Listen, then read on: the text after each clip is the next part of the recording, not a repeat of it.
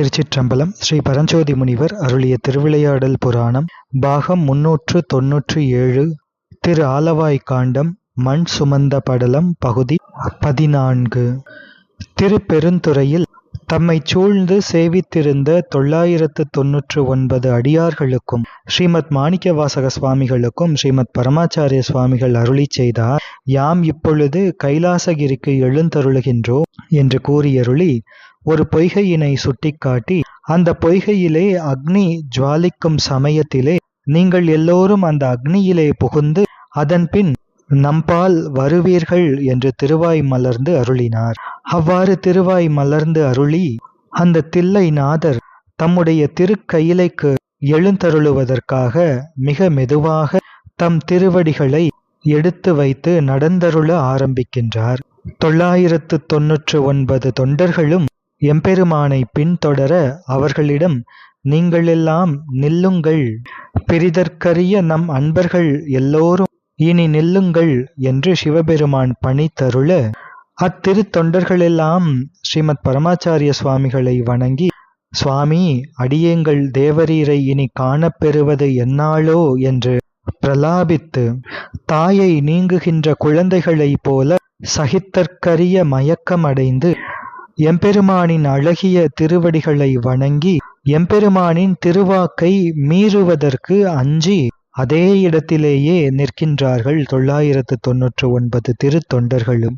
அத்தகைய 999 திருத்தொண்டர்களும் இறைவனாரை பின்தொடராமல் நின்ற பின்னரும் கூட இனிய திருவருளை உடைய திருவாதவூரடிகள் எம்பிரான் ஸ்ரீமத் மாணிக்கவாசக சுவாமிகள் தம் ஸ்ரீமத் பரமாச்சாரிய சுவாமிகளின் பின்னே செல்கின்றார்.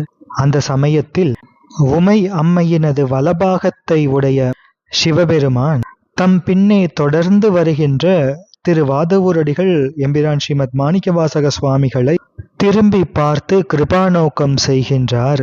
ஒரு அழகிய கொன்றை மரம் நிற்கின்றது.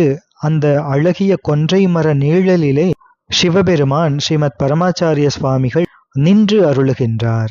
அந்த கொன்றை மரம் மிக அழகான மரம். ஒரு பெரிய மலை, அது தன் பக்கத்திலே பெரிய கொம்புகளை கொண்டு அந்த கொம்புகளிலே பொன் மாலைகள் தொங்குவது போன்று பொலிவுடைய கொன்றை மரம். அத்தகைய கொன்றை மரத்தின் பொலிவுமிக்க கொன்றை மரத்தின் நீழலிலே ஸ்ரீ பரமாச்சாரிய சுவாமிகள் வீற்றிருக்கும் சமயத்திலே திருவாதவூரடிகள் பெருமான் ஸ்ரீமத் மாணிக்கவாசக சுவாமிகள் ஸ்ரீமத் பரமாச்சாரிய சுவாமிகளின் மென்மையான திருவடிகளிலே தம் சிரசு தோயும்படி திருச்சந்நிதியிலே வீழ்ந்து வணங்கி எழுந்து கண்ணீரானது தைலத்தாரை போல இடையறாமல் ஒழுக அஞ்சலி செய்து கொண்டு நிற்கின்றார் மெய் அன்பராகிய ஸ்ரீமத் மாணிக்கவாசக சுவாமிகள்.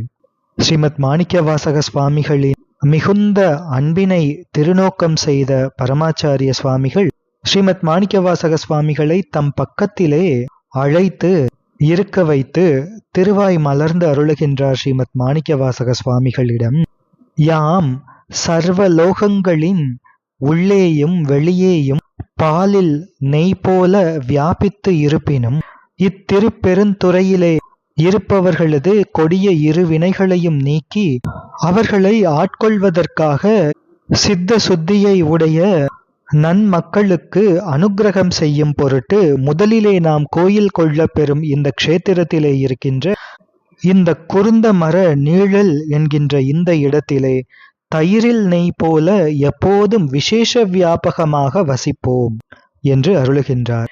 எம்பெருமான் சர்வலோகங்களிலும் அகத்தும் புறத்தும் பாலில் நெய் போல மறைந்து வியாபித்து இருப்பார். திருப்பெருந்துறையிலே இருக்கின்ற குருந்த மரத்தின் நீழலிலே தயிரின் நெய் போல விசேஷ வியாபகமாக வெளிப்படையாக பிரகாசித்து இருப்பார் என்று அருளி திருப்பெருந்துறையின் மகிமையையும் தம் திருவாயால் பரமாச்சாரிய சுவாமிகள் அருளுகின்றார்கள். இந்த க்ஷேத்திரம் நாத லயஸ்தானம். நம் குலமகளாகிய பார்வதி காணும்படி நாம் பஞ்சகிருத்திய நிறுத்தம் செய்யும் இடம் இது. மேல் நோக்கி கிளரா நிற்கும் ஒளியை உடைய சுஷும்னா நாடியிலே சப்திக்கும் சூக்ஷ்ம நாதத்திற்கு பிரதிநாத சின்னமாகிய சங்கவாத்தியம் ஒன்று தவிர செவிப்புலங்களுக்கு இன்பம் செய்து மனத்தை புறத்தே இழுக்கும் மற்றைய வாத்திய வர்க்கங்கள் அனைத்தும் இந்த ஸ்தலத்திலே நமக்கு ஆகாது என்று அருளிச் செய்கின்றார். இது நாத லயஸ்தானம் என்று பரமாச்சாரிய சுவாமிகள் திருப்பெருந்துறை திருத்தலத்தை பற்றி அருளுகின்றார். திருப்பெருந்துறை என்பது ஷோடசாந்த ஸ்தலம் ஆகும். ஆதார க்ஷேத்திரங்களிலே மதுரை துவாதசாந்த ஸ்தலம் என்று பார்த்தோம். திருப்பெருந்துறையோ ஷோடசாந்த ஸ்தலம், துரியாதீத ஸ்தலம், ஞானகேத்திரம், யோகவனம். எனவே பரமாச்சாரிய சுவாமிகள் அவ்வாறு அருளினார்கள். அதோடு ஆத்மநாதர் திருச்சந்நிதியிலே சங்கநாதம் ஒன்று மட்டுமே எழுப்பப்படும் என்று நாம் திருப்பெருந்துறை தலபுராணத்தை சிந்திக்கும் போது பார்த்தோம். அதனையே இங்கே பரமாச்சாரியர் வாக்காகவே நாம் இங்கே பார்க்கின்றோம். அந்த சங்கநாதத்தை சிறப்பித்து சொல்லும் விதமாக சுஷும்னா நாடியில் சப்திக்கும் சூக்ஷ்மநாதத்திற்கு பிரதிநாத சின்னமாகிய சங்கவாத்தியம் என்று இங்கே அதனை சிறப்பித்து சொல்லி அருளி, இந்த சங்கவாத்தியம் தவிர மற்றைய செவிப்புலனுக்கு இன்பம் செய்து மனத்தை வெளியே இழுக்கும் மற்றைய வாத்திய வர்க்கங்கள் அனைத்தும் இந்த ஸ்தலத்தில் பெருமானுக்கு உகந்தது அல்ல, அதை இசைக்கப்படக்கூடாது என்பது ஆத்மநாதர் திருக்கோயிலின் மரபு என்று நாம் பார்க்கின்றோம். இனி உமையம்மை அக்னிக்கு சூடு போல சிவபெருமானுக்கு அபின்னமாகிய சக்தி, திருவருள். எனவே அவ்வம்மையை நம் குல கௌரி என்று பெருமான் கூறியருளுகின்றார். இப்படிப்பட்ட இந்த ஸ்தலத்திலே இதன் பெருமைகளையெல்லாம் இவ்வாறு அருளிய ஸ்ரீமத் பரமாச்சாரிய சுவாமிகள் ஸ்ரீமத் மாணிக்கவாசக சுவாமிகளுக்கு மேலும் அருளுகின்றார். இந்த க்ஷேத்திரத்தின் இத்தகைய சிறப்பு தன்மைகளையெல்லாம் நீ அறிந்து இங்கே நல்ல குருந்த மர நீழலிலே செழுமையான அந்த தபோதனர் கூட்டத்தோடு நீயும் நம்முடைய பாதங்களை வழிபட்டு கொண்டிருப்பாய். நாம் மேலே கூறிய பிரகாரம் பொய்கையிலே ஜுவாலிக்கும் அக்னி தோன்றும் போது 999 பேரும் அந்த அக்னியிலே புகும்போது அந்த அக்னி உன்னுடைய கண்களுக்கு புலப்பட்டாலும் கூட அந்த 999 திருத்தொண்டர்களோடு அந்த அக்னியில் அவர்கள் பிரவேசிக்கும் போது நீ அதிலே பிரவேசிக்காதே. பொய்கையில் தோன்றிய அந்த அக்னியில் நீ பிரவேசிக்காதே, உள்ளே புகாதே. அந்த அக்னி உன்னுடைய கண்ணுக்கு புலப்பட்ட உடனே இந்த திருப்பெருந்துறை க்ஷேத்திரமாகிய இந்த ஸ்தலத்தை விட்டு மிக விரைவாக புறப்பட்டு திரு உத்தரகோசமங்கை என்று வழங்கப்படும் நம்முடைய ஸ்தலத்திற்கு சென்று அங்கே இஷ்ட சித்திகளையெல்லாம் பெறுவாய்.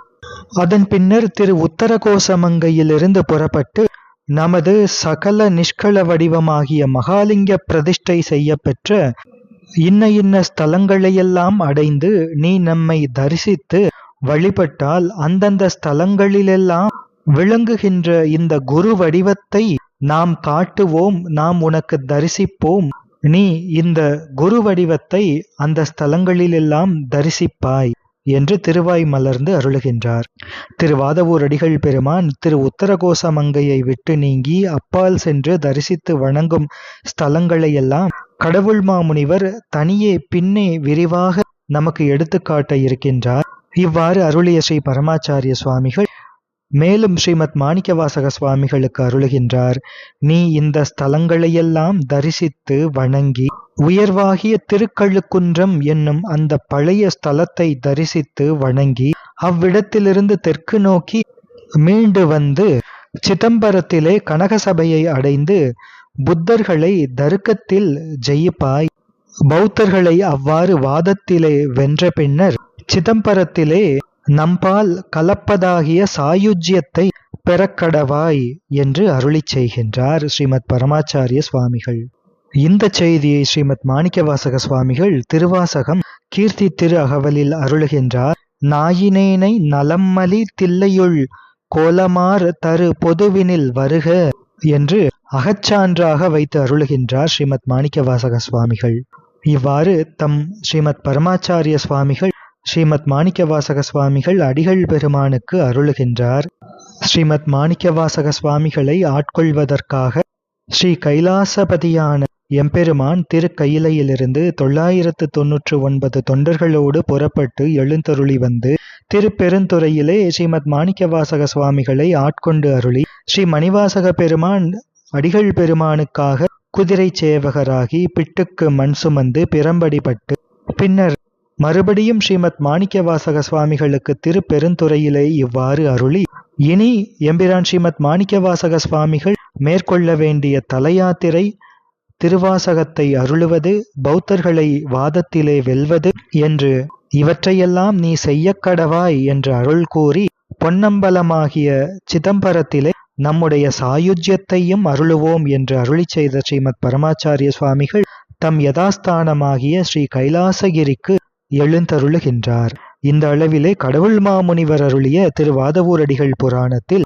மண் சுமந்த சருக்கம் நிறைவடைகின்றது. ஸ்ரீ பரஞ்சோதி முனிவர் அருளிய திருவிளையாடல் புராணத்தில் மண் சுமந்த படலத்தில் இனி வருகின்ற திருவரலாறு, அதாவது எம்பிரான் ஸ்ரீமத் மாணிக்கவாசக சுவாமிகள் திருப்பெருந்துறையிலே குருந்தமர நீழலில் பீட்டிகை அதன்மேல் தம் குருநாதரின் ஸ்ரீபாதுகையை நிர்மாணித்து வழிபட்டு சிவபுராணம் உள்ளிட்ட திருவாசகங்களை பாடியருளி உத்தரகோசமங்கை முதலான தலங்களை தரிசித்து சிதம்பரத்திலே பௌத்தர்களை வாதத்தில் வென்று திருக்கோவையாரையும் பாடியருளி, பின்னர் சிதம்பரத்தில் எம்பெருமானோடு இரண்டர கலக்கின்ற அத்திரு வரலாறுகளையெல்லாம் மிகச் சுருக்கமாக ஸ்ரீ பரஞ்சோதி முனிவர் நமக்கு அருளுகின்றார். திருவிளையாடல் புராணத்தின் ஸ்ரீமத் மாணிக்கவாசக சுவாமிகளின் திருச்சரிதத்தின் விரிநூலாக அமைந்த கடவுள் மாமுனிவர் அருளிய திருவாதவூரடிகள் புராணத்திலே இனி வருகின்ற ஸ்ரீமத் மாணிக்கவாசக சுவாமிகளின் திருவரலாறுகளை கடவுள் மாமுனிவர் மிக விரிவாக பாடியருளுகின்றார். அதே போன்று இதன் பின் வருகின்ற திருவரலாறுகள் எல்லாம் திருப்பெருந்துறை புராணத்திலும் நாம் மிக விரிவாகவே காண்கின்றோம். திரு அம்பலச் சருக்கம், புத்தரை வாதில் வென்ற சருக்கம், திருவடி பெற்ற சருக்கம் என்று கடவுள் மாமுனிவர் இனி வருகின்ற எம்பிரான் ஸ்ரீமத் மாணிக்கவாசக சுவாமிகளின் திருவரலாற்றை மிக விரிவாக பாடியருளுகின்றார். அதோடு தேனினும் இனிய தமிழ் வேதமாகிய திருவாசக திருப்பதிகங்களை எம்பிரான் ஸ்ரீமத் மாணிக்கவாசக சுவாமிகள் அருளுகின்ற திருவரலாற்றையும், எந்தெந்த ஸ்தலங்களிலே எந்தெந்த பதிகங்கள் பாடப்பட்டன என்ற திருவரலாற்றையும் நமக்கு காட்டி அருளுகின்றார். எனவே தொடர்ந்து எம்பிரான் ஸ்ரீமத் மாணிக்கவாசக சுவாமிகளின் திருவரலாற்றை சிந்திப்போம். திருச்சிற்றம்பலம்.